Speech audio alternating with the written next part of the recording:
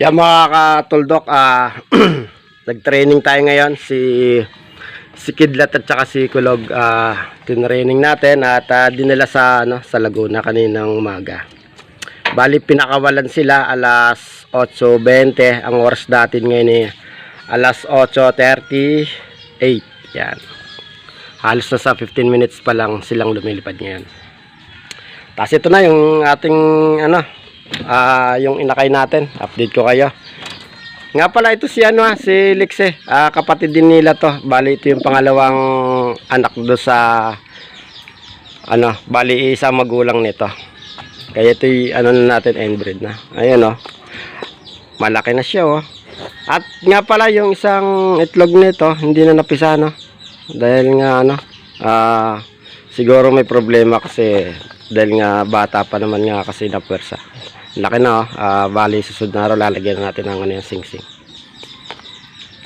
Yan.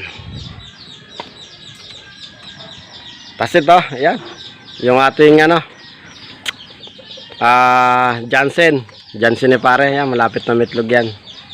Nakaupo na At ito yung asawa ni Paris, yung Paris ni Kulog, yan, paitlog na rin yan.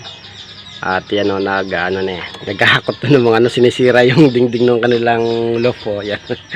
Nilalagay doon sa pugad. Yan Yun malapit na rin mitlog yan. Yan, ito na nga yung anak nung anak ng to? 1.5. Anak ng 1.5. Yan, laki na kamukha nung ama anak na 1.5. Uy, matamlay mga katuldok. Makikita nyo bang pakpak mahaba pa sa buntot. Ito naman yung kanya, hindi pa napipisa. Mga isang linggo pa yan. Yan mga katuldok, update ko kayo mamaya pagka dumating yung kalapati natin at sana makuha na natin at para maipakita ko sa inyo. So bali mula dito sa Atisemos hanggang Laguna nasa 100 mahigit kilometers. Yan, medyo malayo-layo din nga. Tingnan natin kung makakauwi ba sila. Sana makauwi.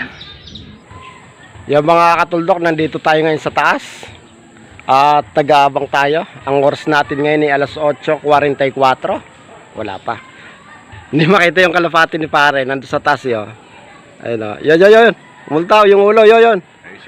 Si 1.5. Yung si anong kulay nun? Silver. Yun yun yung ama nung inakay do sa kanyang lof Yan mga katuldok, palibasa magandang panahon. Daming dumadang kalapati dito sa atin ayun dalawa rin parang parang red bar white top. Napapansin mga katuldok kita nyo ba taas mag-alas 9 na, wala pa yung atin. Saan? Ito pa.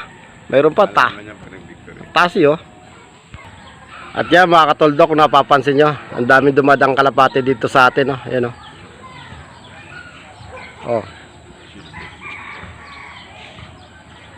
silver. Alas 9:05 na, wala pa yung ating kalapati. Yan mga katuldok, nandito na. Teka, si Kidlat nandito.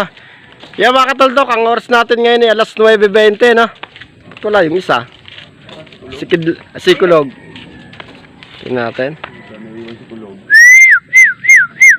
Hanapin natin si Kulog. Ayan.